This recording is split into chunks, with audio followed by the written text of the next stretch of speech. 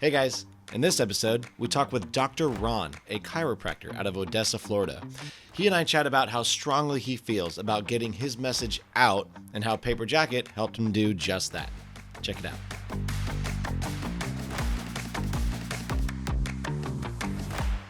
Hey Ron, thanks for joining us today. Thanks, Jeremy. I'm glad to be here. All right, so Ron, you got to tell the audience what you do. I'm a chiropractor. Yeah? As you know. Yes. My goal is to help people stand up straighter, help their bodies work better, help them find balance. Yep. Ultimately, like it's the key of chiropractic. So, I mean, the reason why you say, because you have seen my spine and you have cracked it several times already, and told me tell me all the crack that I need for hitting it right. Might I say, just go ahead and give you a testimony right from the beginning, like, because you and I had a conversation about chiropractors and stuff like that, man. Mm-hmm. And I mentioned how, like, I've been to one, it's good, but I didn't really know what I was accomplishing. And your process of helping someone understand what's going on, what you're going to do, given the plan, everything like that, like, it put me at ease to know, okay, here's where I'm at, so I can, consciously think about it and know what's going on, so that I can make sure I don't get worse and stuff like that, and know how to get better. Love the system. Well, that's the intention of it. So that's, chiropractic has a system of, like, let's find what's wrong, let's fix it, and then let your body do its job, which is function and heal. The way that I communicate, I hear that a lot from people, that they've been somewhere else, that, they had an okay response and they didn't necessarily get the results that they thought they were.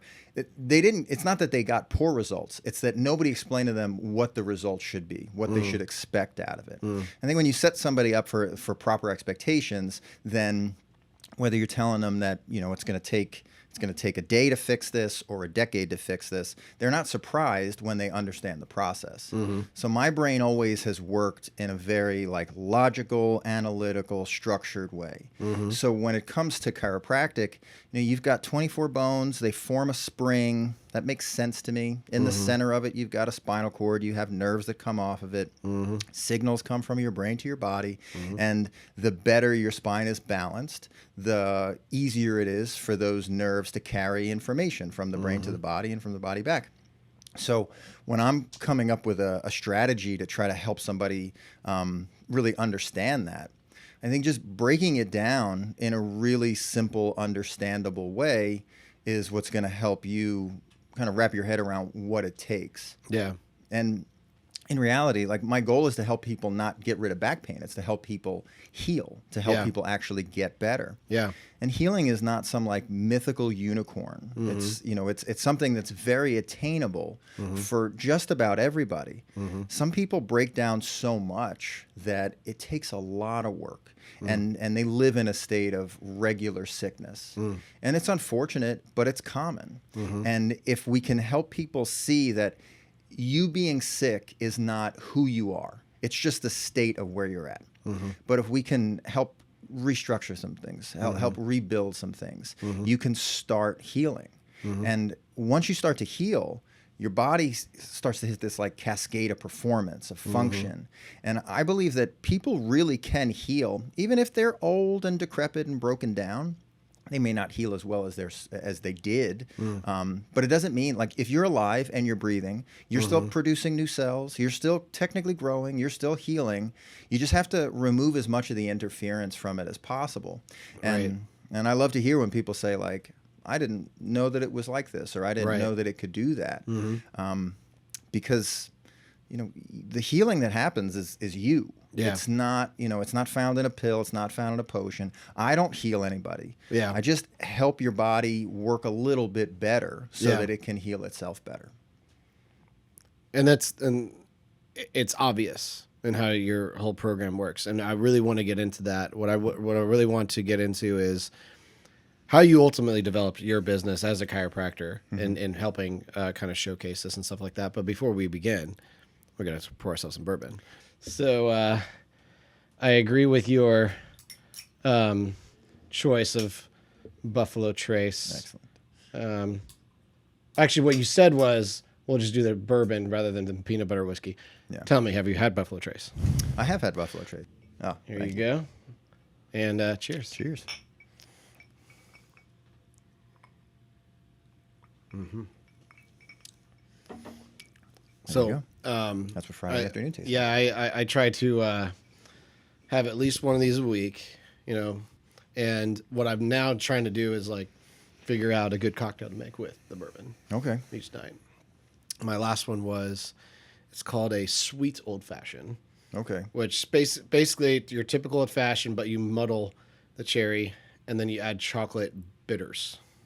Chocolate. I've never had a chocolate bitter. Yeah, it's pretty good actually. Yeah.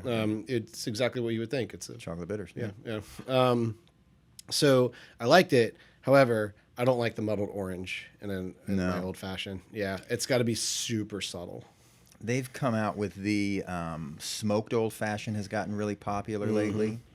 And if done right, it's good. Are you talking about like when you actually smoke it, or like it's already has a smoky flavor? No. Like when you smoke it. Okay. Yeah. Not like a pre-smoked bourbon. Right. But I don't know. You don't like it? It's got its moments. It could be okay. Yeah. I actually went to a learn how to make an old fashioned night in my development. It was really cool. It was like roll cigars and learn how to make an old fashioned. And I won this little tray that you sit in there and you put little bits of cedar in there and it smokes it. And that's really cool. Yeah. But the ones where they like put the whole glass dome and they load it with smoke, I think it's too much. Yeah. It's a cool process. It looks cool. I just don't like the finished result. I almost just want you to give me my alcohol. So I have the one like what you said, the little cap, and just kind of put it in the glass. Yeah. And I love the smoked to it. Like when I'm a little bit silly when I go to a place and it's like for extra $3.50 we'll smoke it, which is absolutely ridiculous, and I do it. But yeah, I really do like the smoked to it. I haven't done the dome yet. Yeah. So I can't say I prefer one or the other. I've not done it. I'm not willing to invest the $47.50 or whatever it is for like a dome to just simply smoke my bourbon. So I'll just. But if you go to, you get the wood chips, and I do have the wood chips. So I have the basics for it. I just haven't done it. So what is your go-to drink? It usually is bourbon, honestly, and it's just bourbon in a glass with some ice in it. Beautiful. Yeah. So I prefer it with a large ice cube. Yeah. Like the crushed ice. No, waters down. My wife bought me the giant ball ones. So I like those. I have those, but it's so hard to form. Yeah, it is. It's tricky. You got to pour it in perfectly. Yeah. What I have found with that is when I have a giant ice cube, I have a tendency to drink more bourbon though. So because like I drink the first glass and there's still a whole lot of ice cube left. So I'm like, well, I should probably put a little more in there. And then next thing you know, I'm drunk. so it's fun. You know, I like the big ice cubes. Right. Yeah. So on top of your love for bourbon, how long have you been a chiropractor? Oh, good segue. I'm in my 15th year in practice. Yeah. So yeah, long time now. What'd you do before? Well, okay. Well, what'd you do before then? I went to college for a really long time. Oh yeah. Yeah, I was a perpetual student. No, I was chiropractic is my first real career. Yeah. I went to college. I had no idea what I wanted to do, like the standard, 18-year-old kid. So I picked a major, changed a major, picked a major, changed a major, did that like 4 or 5 times. And along the way, I realized I wanted to do something in healthcare. I've always I liked exercise. I liked sports when I was a kid. And I thought it'd be cool to work with athletes. I realized I was not going to be a professional athlete. So working with athletes seemed like a cool thing. And initially, I honestly thought that I'd be like an orthopedist. I was like, oh, that would be great. Like, I'll be that guy that like works on people's knees. But blood grosses me out, and like the idea of like dissecting a human is just wrong. I don't want to do that. Right.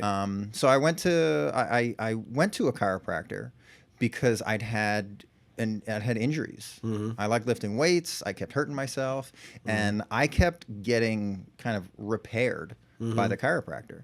And one day he just said to me, he's like, "Why don't you think about being a chiropractor?" I said, "I didn't even think that was a profession. Weird. You know, how does that even happen?" I go here, but I know. I never even considered it. yeah. So yeah, I started investigating that. And it was like, you know, my introduction to become a chiropractor was like, you know, just an offhand suggestion almost. But I would say, so I've been practicing for 15 years. The style of practice that I have now, I've only really been doing for the past, you know, 7 or 8 years. And it was at kind of the halfway point in practicing, I really had like a paradigm shift in what I was seeing with the patients that I was treating. I worked in in what many consider to be like the apex of interdisciplinary healthcare, which was a chiropractor, physical therapist, interventional pain management doctor. We did like decompression therapy, like pull people apart, and it was like all like one-stop shop for a lot of different things.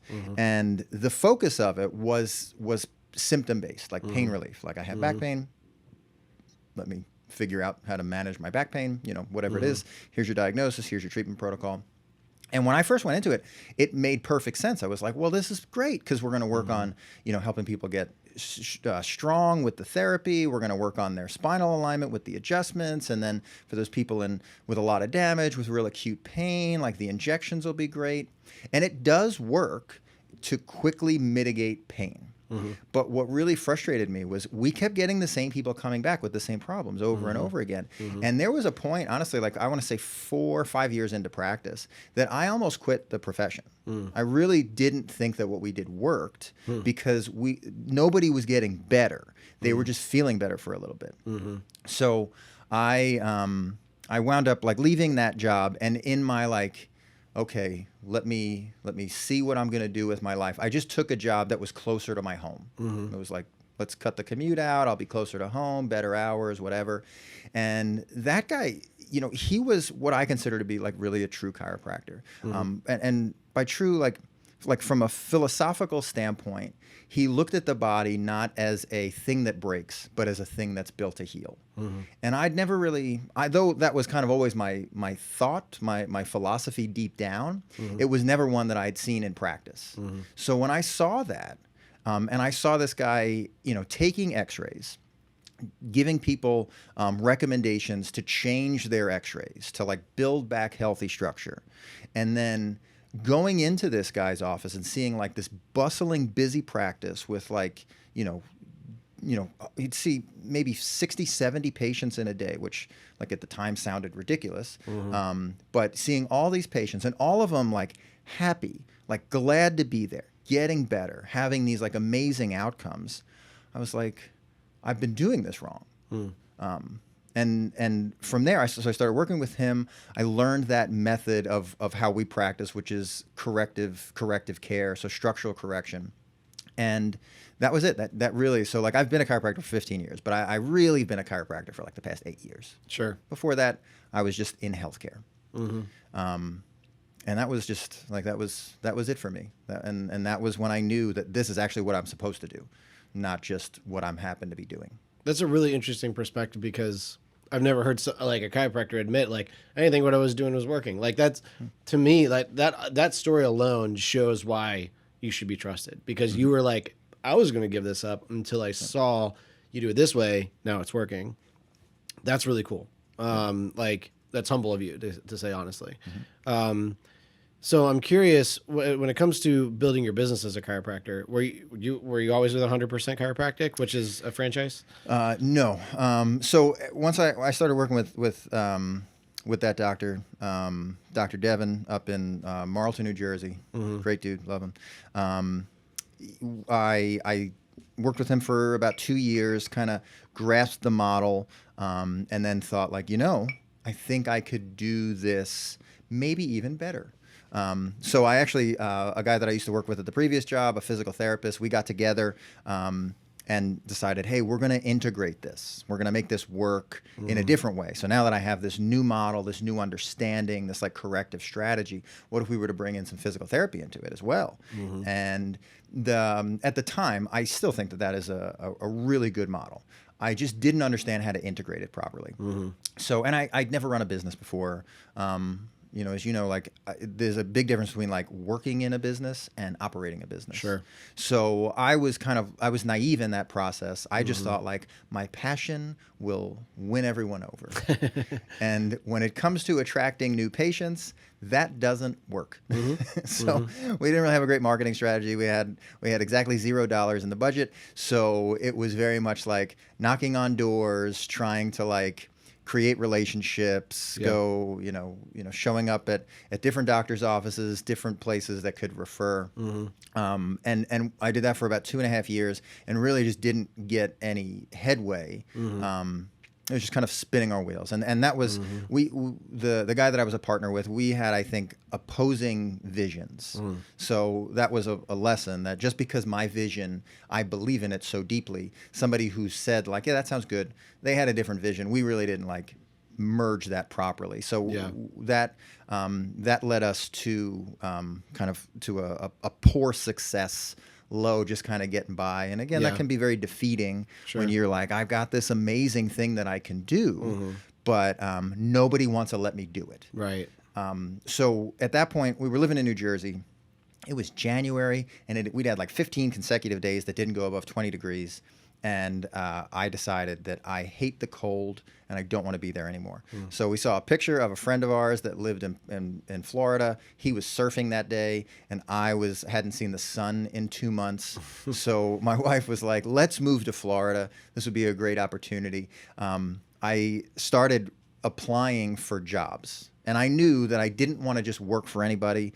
I wanted to start my own business. I wanted to just a fresh start, something just me, like, you know what, maybe me alone, my passion, my drive to create a change in healthcare would motivate people to come to us.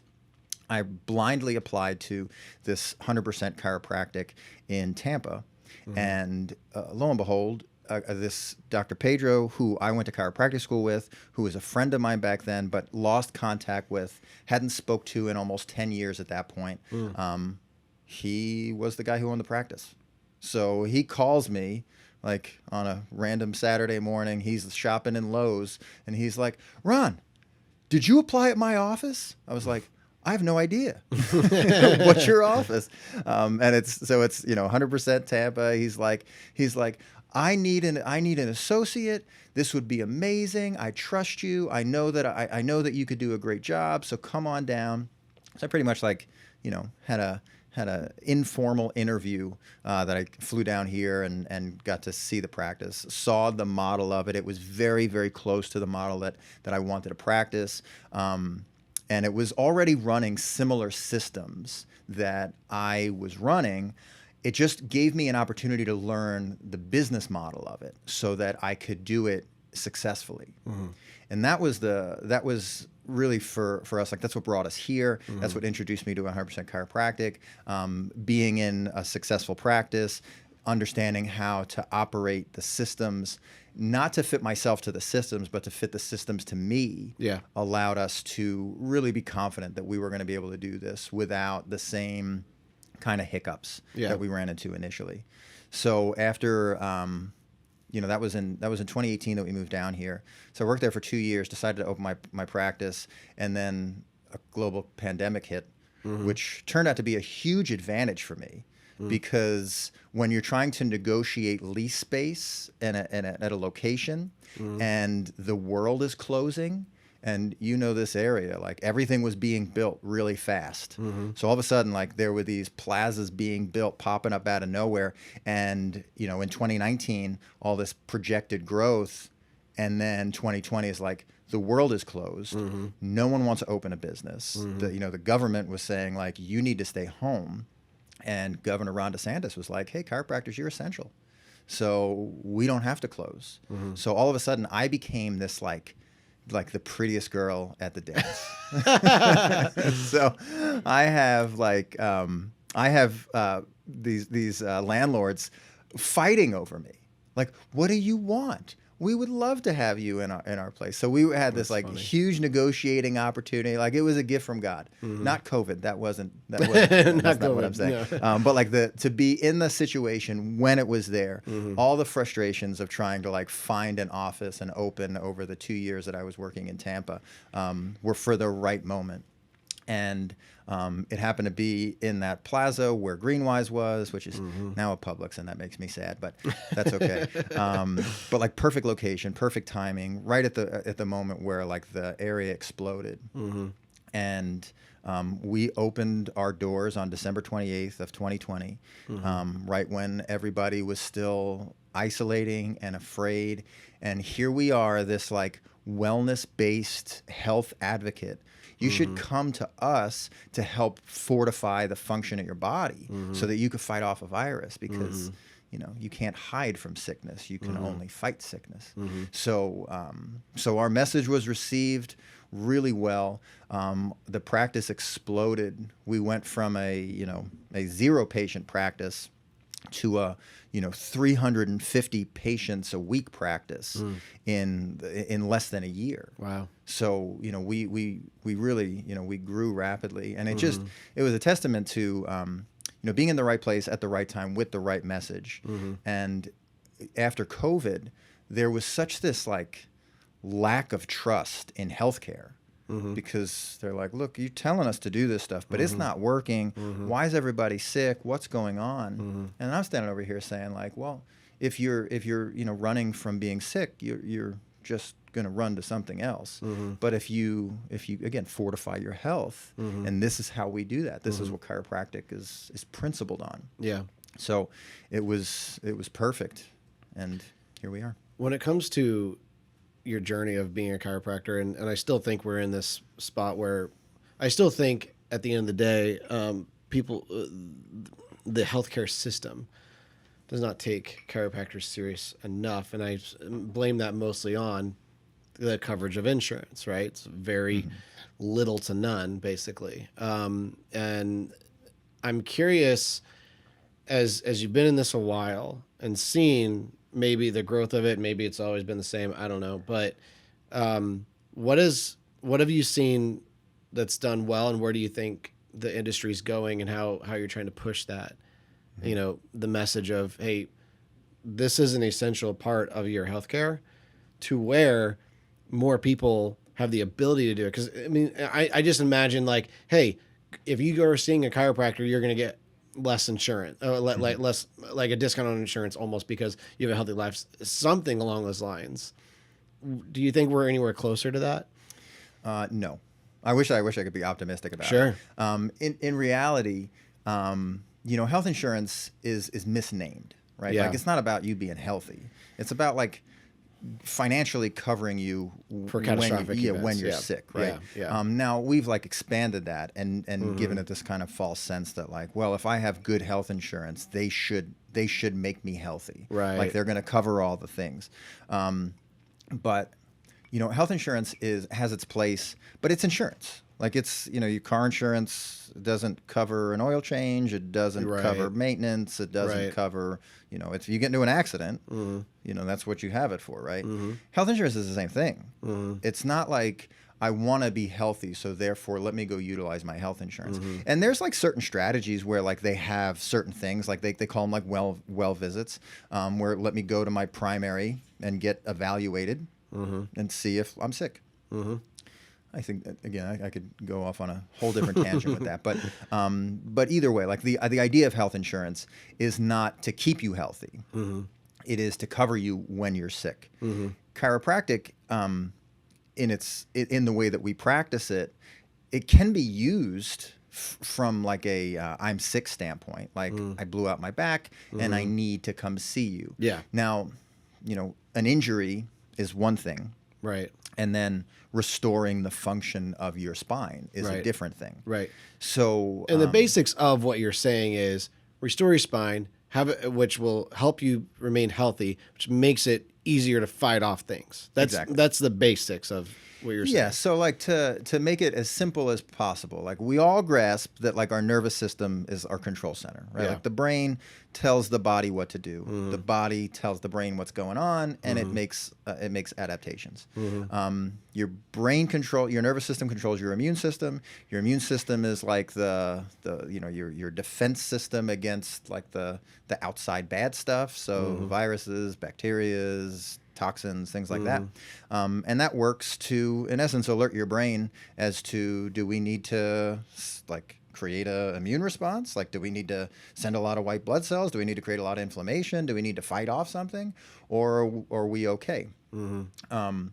So the healthier the communication of your nervous system, the better your body is able to perform. The faster it can get that information, the sooner it intervenes in sickness, damage, injury, whatever, and the more likely you are to recover from it. So when you asked, like, are we closer to getting like people into chiropractic because that message works? The reason I say no is because, unfortunately, like, I don't have enough money to market that. Right. Pharmaceutical companies are, some of the wealthiest companies in the world. Right.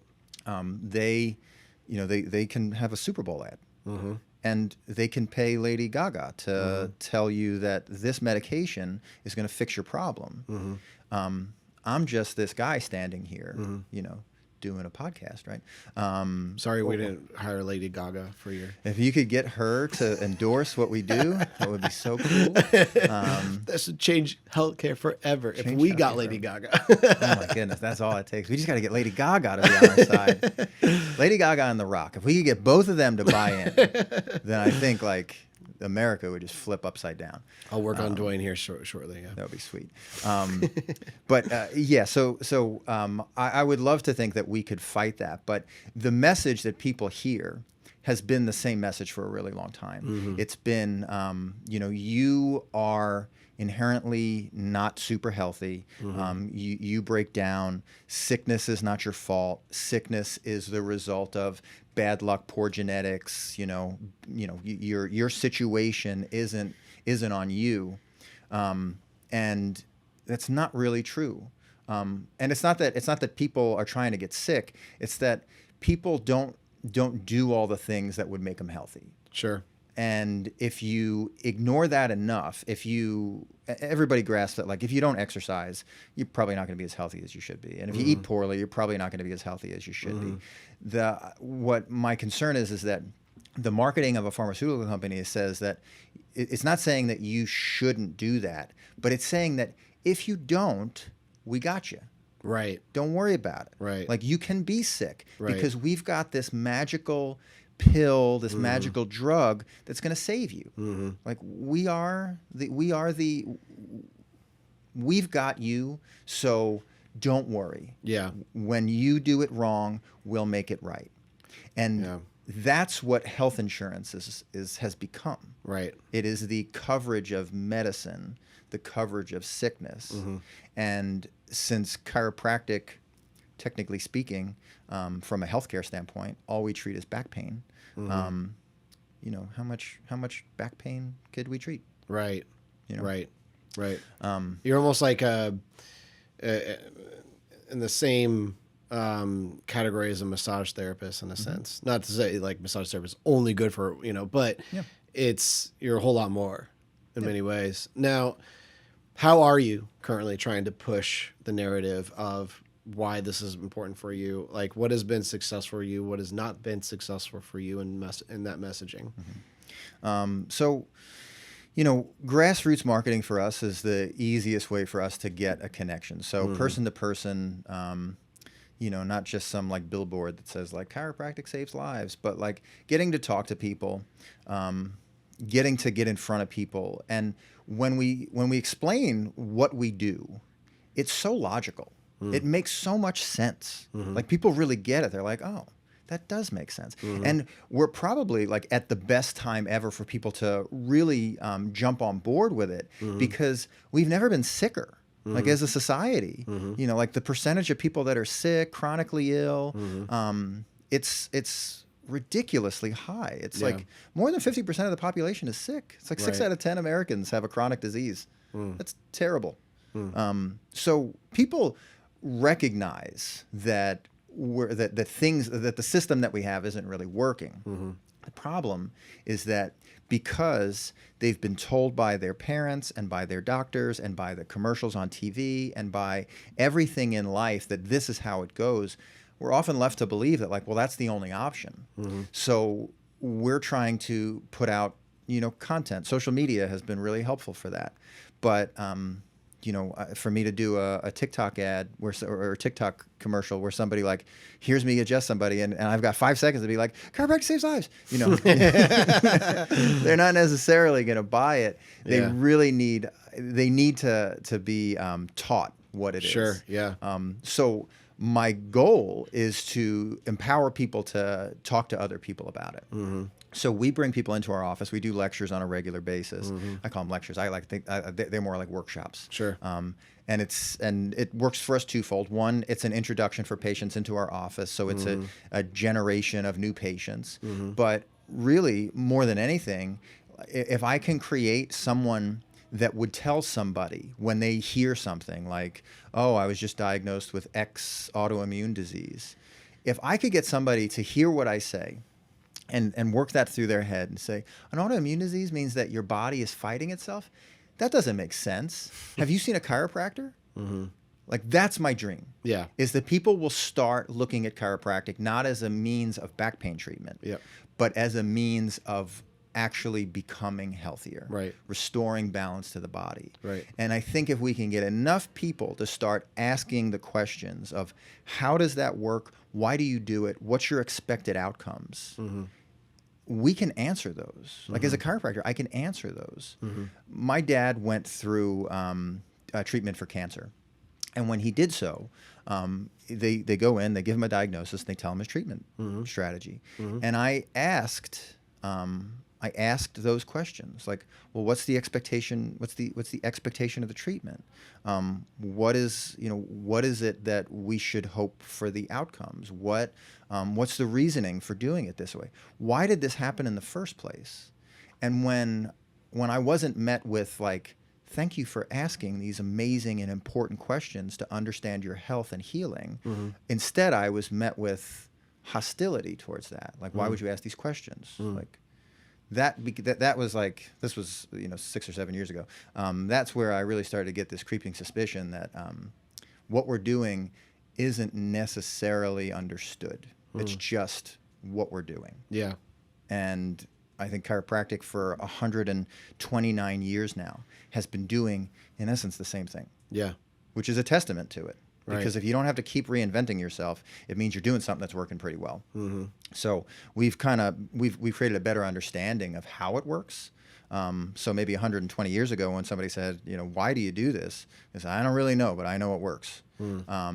Well, now when somebody says to me, like, well, why would you adjust my neck for stomach problems, or why would you adjust my lower back for foot pain? I can explain to you. And I can make it so that you understand what's going on in your body, because it's your body and it's your symptoms.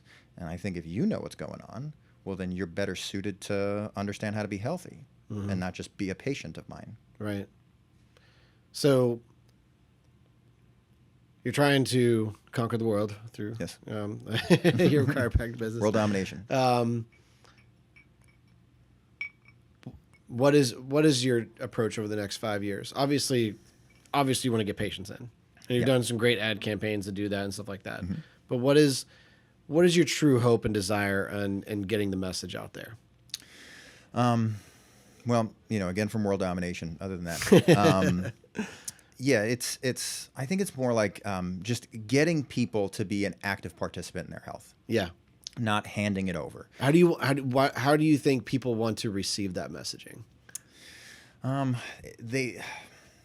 think they want to receive it very, very gently. Right. In a gift wrap box. Sure. And it's hard to tell somebody that to get the results you want, you have to do the work. Yeah. That's the biggest hurdle, is that if we've been told and we've expected for so long that like, well, I can repent on my deathbed and I'll be saved, that when I say to you, no, if you don't do the work today, then your deathbed's coming sooner than you think. Yeah, and I think it's unreal. I think people think of it as so like, you know, to not give too many specifics, but to provide what you gave to me. I saw that you're like, look, here's a 1-year plan for you to fully correct everything in your spine. The price of that is basically what someone would pay for surgery. You know, yeah, with like insurance, right? yeah, with insurance, right? Yeah, surgery is going to cost like 20 times that amount, but you know, with my deductible, blah blah, it'll be this. Yours cost is the same.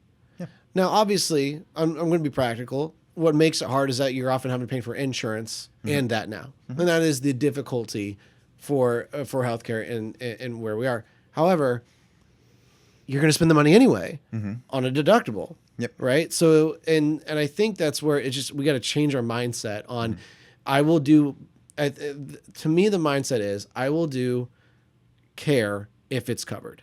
Yep. That's it. And if it's not covered, then, and this is the stigma I've received, you're going after this holistic health of snake oil and so on and so forth.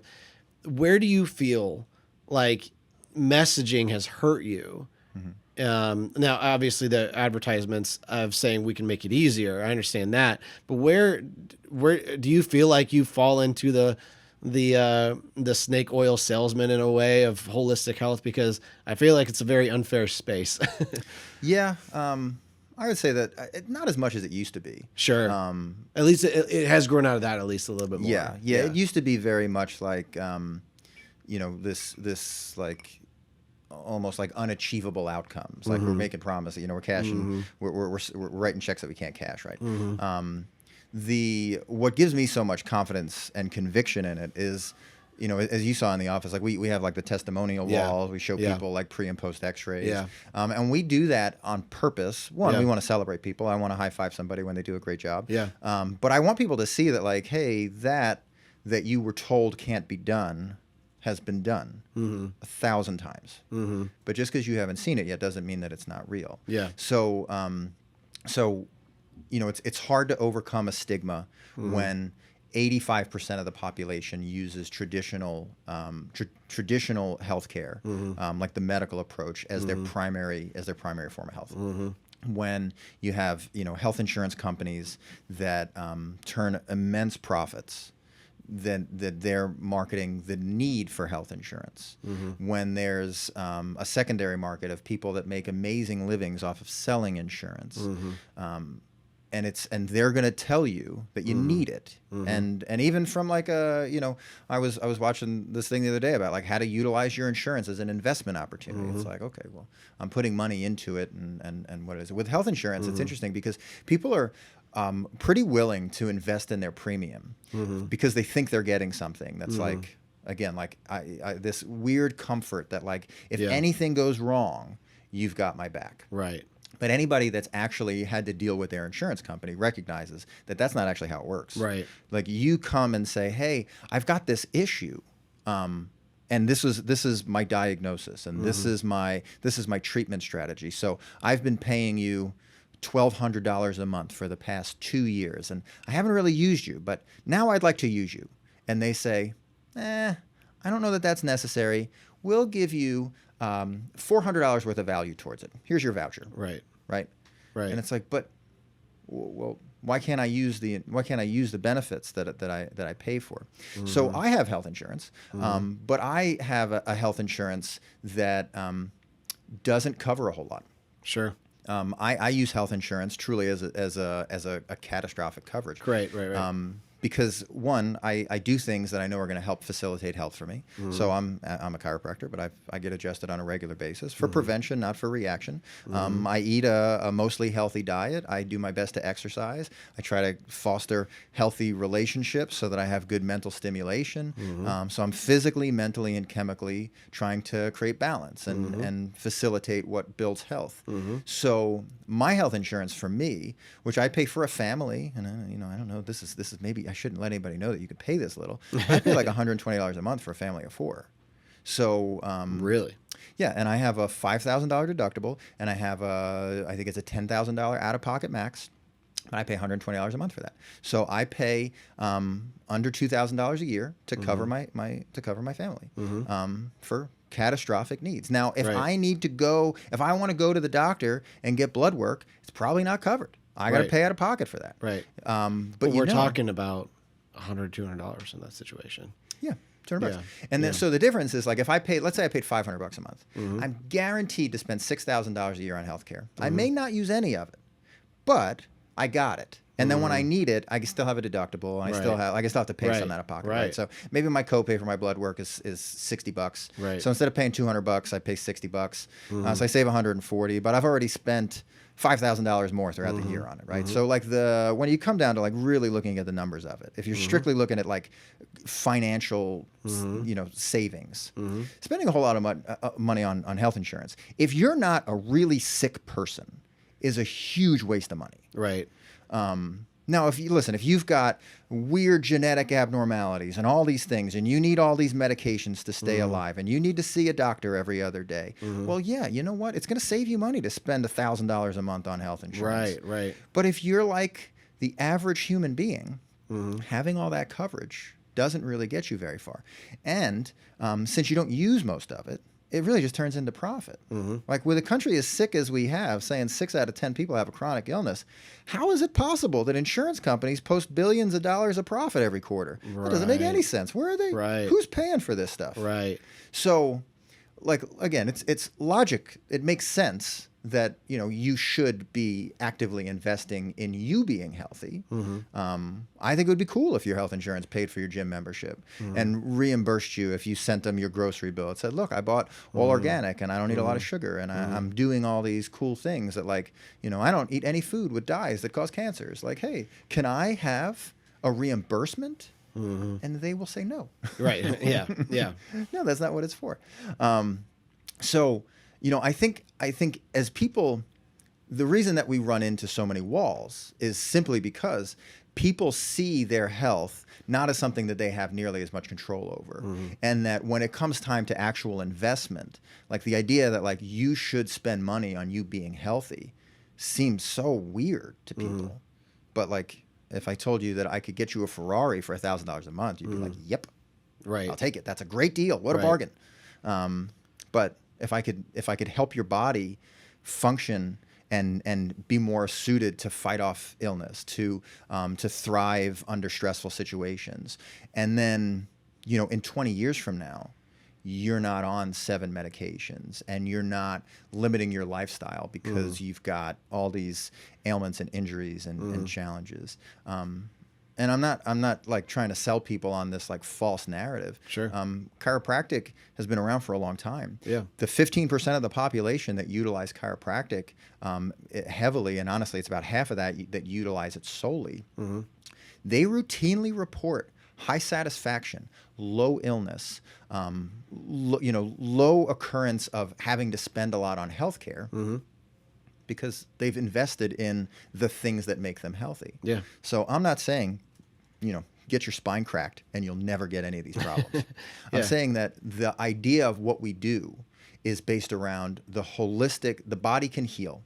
We are one part of a whole that when you utilize it, and again, like if you're coming over the course of a year, as I recommend, and I see you a couple times a week at the beginning, I'm not just going to be like, great job getting adjusted. I'm going to tell you things that are going to help because I'm going to learn about you. I don't have a lot of time at the beginning to know every silly nuance. Right. But like if you remember when you sat down with Stephanie and she asked you questions about like how things are going in your life. Like, do you recall, like she asked you about like, tell me about some stressors in your life. Right. Tell me about some things that you've had. Like, have you had any like, what's your diet look like? What's your sleep look like? What's your water intake look like? Right. Like, I'm asking you things that I know facilitate you being healthier. So I get to learn about the things that might make you become sick, not just about like the things at the top of the questionnaire that you check the box on. Yeah. Because ultimately, the reason you become sick is because you're not doing enough things to make you healthy. Right. So if we could facilitate that, and if I could help just, breadcrumb, hey, did you know that you should drink half your body weight in ounces of water every day? And then you have to minus the amount of booze that you drink and coffee, right? So plus water, add, So like it's a simple little thing. And you know what? Like if everybody drank more water, there'd be less diabetes. There'd be, less sleep issues. There'd be less digestive problems. And then we might cut, I don't know, $20 billion out of spending on our healthcare. Just from if people knew that they should drink more water. Right. Like there's a lack of healthcare in our healthcare. And that's what I want to provide. I want to create a paradigm shift in what people expect out of healthcare, not just what, I'm just a number and I'm just a diagnosis and this is what my insurance covers. So therefore, this is, I guess, the best that I can get. And I think you do a very good job of helping anyone who can come through your door accomplish this. I know that the way that you campaign yourself is like, hey, come in for your first adjustment, which includes the x-ray, includes like us talking about a lot of things, and then, at least one adjustment. That's $50 at the moment. Yeah, $49. Yeah. I mean, which is, and essentially, I know for a business standpoint, you're not earning a dime off of that, truly. I mean, it's not even really covering your advertising, if we're being honest. But that's your value push. And and some might view it as a way of like, your portrait photographer, right? Who says, come in for this deal, but they really want you to buy a whole lot more than that, right? Why do I know this? Because I used to work at a portrait photographer. But, yours is different because what you're doing is, all right, now you're giving me a chance to tell you everything going on. But you don't see it. You don't leave them as like, you're going to die if you don't move forward. You're not doing any of those things. You're just simply like, I need you to understand everything going on with your body. Now you can make a choice. Yep. That is of immense value. And that's purposeful marketing. Obviously you're getting people in the door, so it's good for your business. You need to have a good business to exist. But you're doing a great job of saying like, I'm going to make that my priority of just getting people in so I can give them this, because everywhere else I've been, it's like, come in for an adjustment for $50. Hey, I really think you ought to spend $200 on an x-ray. What do you think I'm going to say? Yeah. You're like, okay, just give me the adjustment for now. Right. You're like, look, I'll give it all. What's more important to me is that I know how to help you. And then it's a choice from there. I think it's admirable of you. And I think that you are a good example of many business owners. I'm curious, is the system that you currently have something that 100% chiropractic, like the franchise model has, or is that specifically to your practice? So, within chiropractic, there's kind of a standard system. Like we do a 2-day process, right? So like you come in on the first day, we want to know what's going on. So we call it a discovery session, right? Like you can call it an exam, you can call it whatever you want, but like, a consult, we call it a discovery session. We sit down, we chat about what's going on with you. We get our posture scan, we do our x-rays. Then ideally you'll come back tomorrow. I don't want to see you today because I need to take a look at your x-rays. I want to see, like I get a couple minutes to glean some information from you while we chat. But I don't have an hour to spend with you. So I'm typically with you for like 5 to 10 minutes while I'm taking x-rays and just giving you, this is right. This is what you said, right? Great. Okay. Let me tell you a little bit about like why I think this could be of benefit to you. Right. So in the 24 hours in between when we meet, I get to evaluate your x-rays. I get to take a look at them in some depth, get to understand what's going on. I get to then compare that to what you're telling me is going on in your life, not just your symptoms, but like what does your lifestyle look like? From that, I can say, okay, well, there'd be some benefit in and maybe getting you some supplements that could help offset some of the things you're lacking. What is it that your priorities are? What's your health goals? Right? Like we ask you, like, what is it that you'd like to achieve? And when people say like, I'd like my pain to go away, right? I say, well, that's great. That's very short term. That's very minimal. But like, tell me about like how your body performs. Tell me about the function in your life. What is it that you'd like to do that maybe you're not doing now? And for whatever reason that is, it may not be pain that limits you. Maybe it's time that limits you, or whatever. But like, I want to know where you want to be, not because I'm going to be the guy that's like, okay, this is how I'm going to get you there. But I want to know like what your expectations of you are. Because if you said to me, like, I want to run a marathon, that's a high expectation. There's a lot of requirements in that. And if your spine is a train wreck, I mean, I don't want to be the guy that says you can't do this, but I'm going to tell you, you're not going to do that. Not without suffering. And you're not going to really enjoy the experience. So like if you want to do something, you probably want to get some joy out of it. So I want realistic perspective of what's going on. So I get to look at your spine, and from the structure, comparing that to what a normal spine's supposed to look like, we give you realistic expectations of like how achievable is that? How achievable is your goal? If it is, then what's our time frame look like? What's the work we have to do to put that in?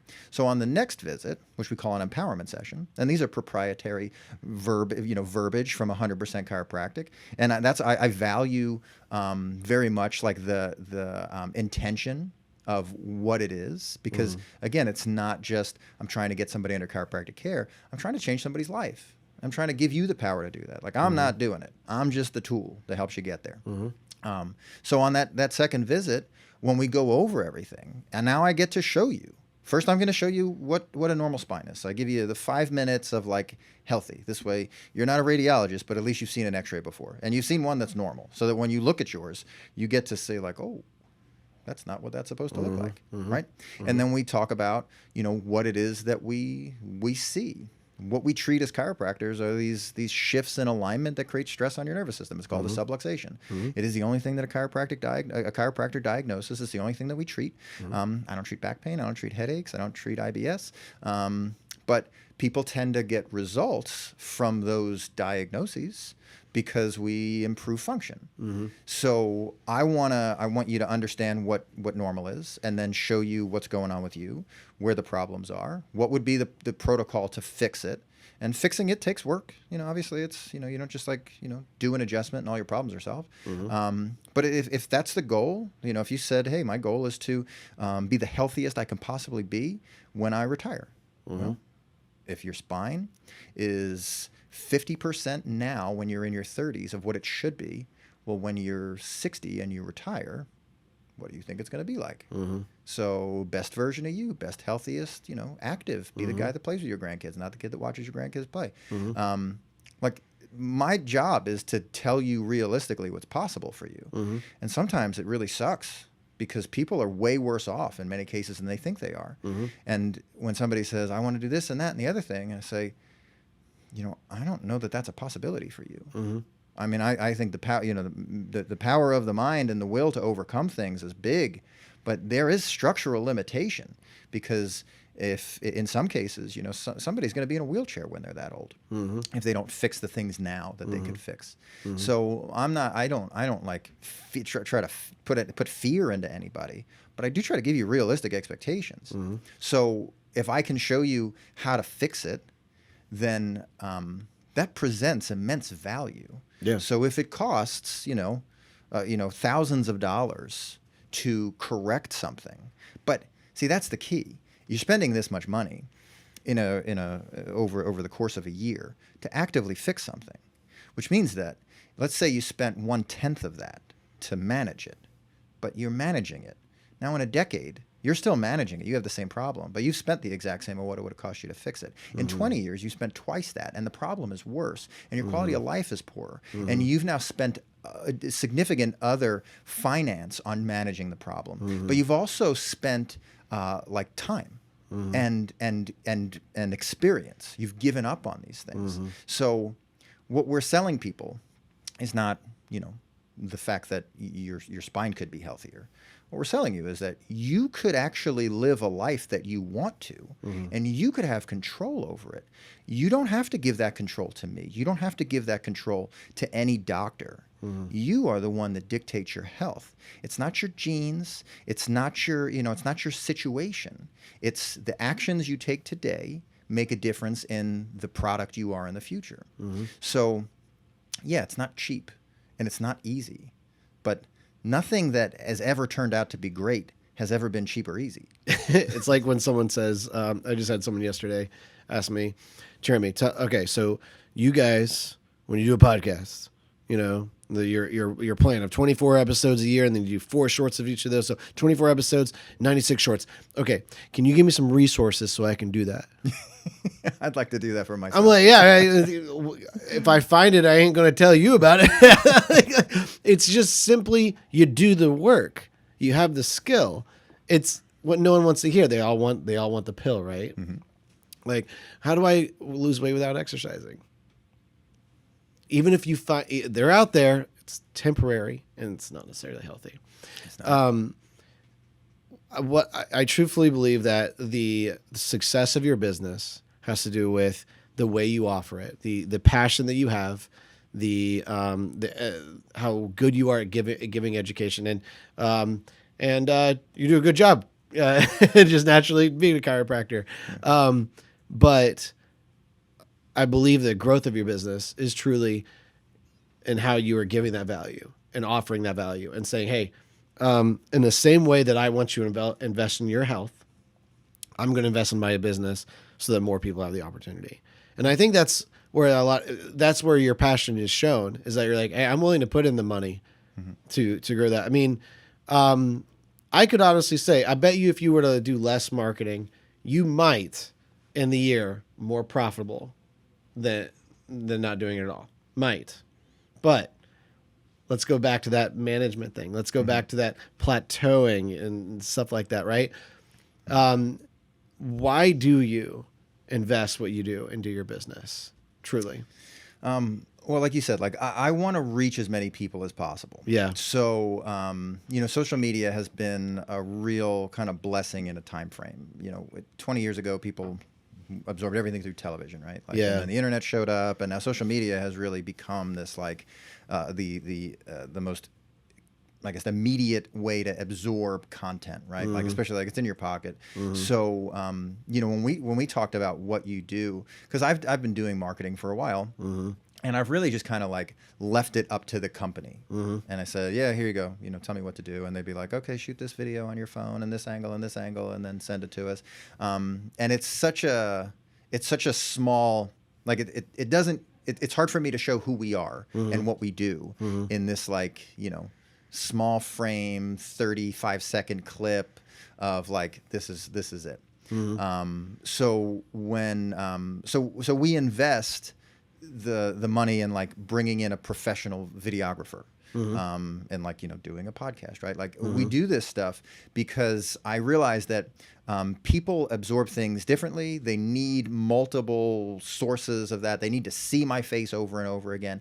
I know I'm really handsome and I'm easy to stop on when you're scrolling, but it's not necessarily like the immediacy. So maybe if I just had puppies that I was like, look at this, stop. But no. So like when we sat down and you kind of gave me the whole idea of like the layout of it, I really appreciated that, because no marketing company I've ever worked with has actually said to me like, you're doing it wrong, or these are the reasons that you're doing it wrong.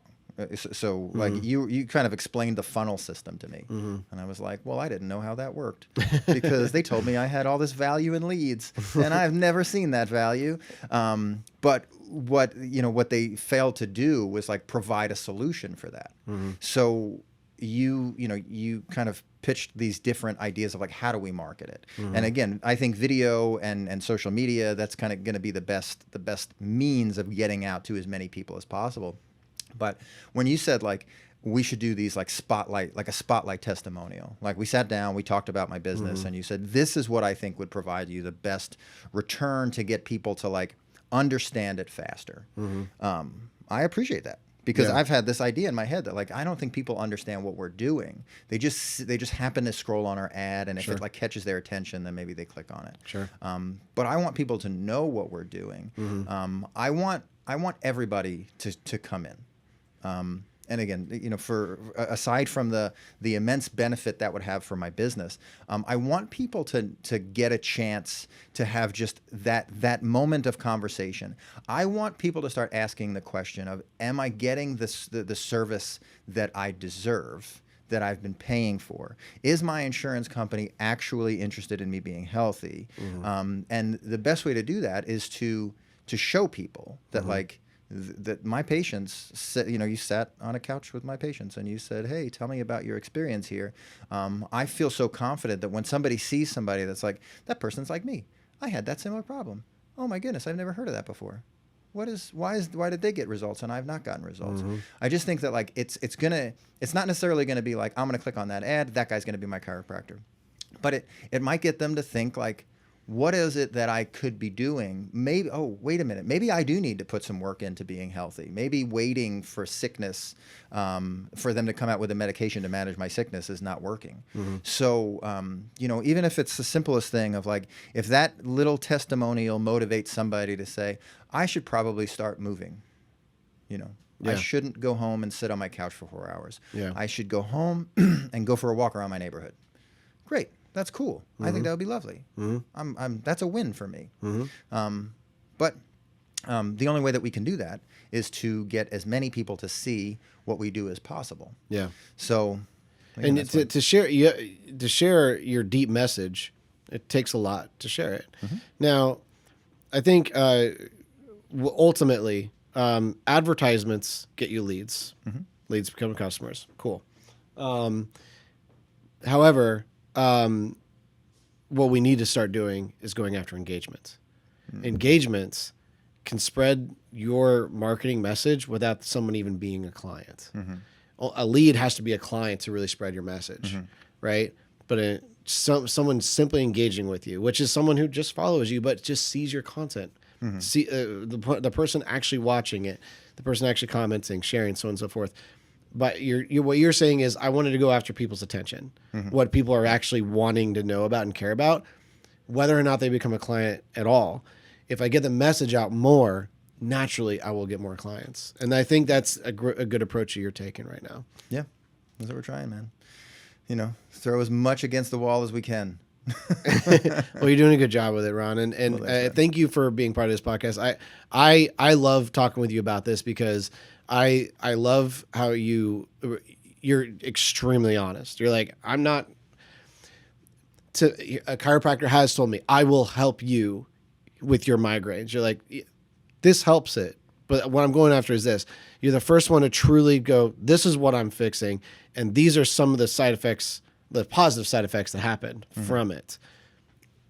That's a different thing, man, and I think that's what will ultimately help sell more chiropractic work and stuff like that. And thank you for what you're doing. And by the way, I wanted to mention, we actually talked to somebody else, another 100% chiropractic out in like Lake Mary or something like that. And we mentioned, cool. Oh yeah, we work with Dr. Ron. Do you know him? I know Dr. Ron. Yeah. Dr. Ron's like the epitome of chiropractors in Florida right now. This is what they told us. Hey, I'm a big deal. What can I say? Did you know about this? Did you know how popular you were? I didn't know how popular. Well, yeah, I didn't know I was that cool, but it's good to know that, Well, you're popular now. You're on our podcast. Well, hey, man, my head's about to get way too big for all my hats. So. Let's take a toast. Hey, thanks for joining us, man. Appreciate you. Thanks for watching, everybody. Hey, if you're tired of the same old looks of brand photos that you took years ago, talk to us about refreshing those. At Paper Jacket, we specialize in videos, photos, and podcasts. So if you're ready to refresh any of that media, we're ready to not only do just that, but make it even better. So stay tuned for our next episode on the Paper Jacket Podcast, and we look forward to seeing you then.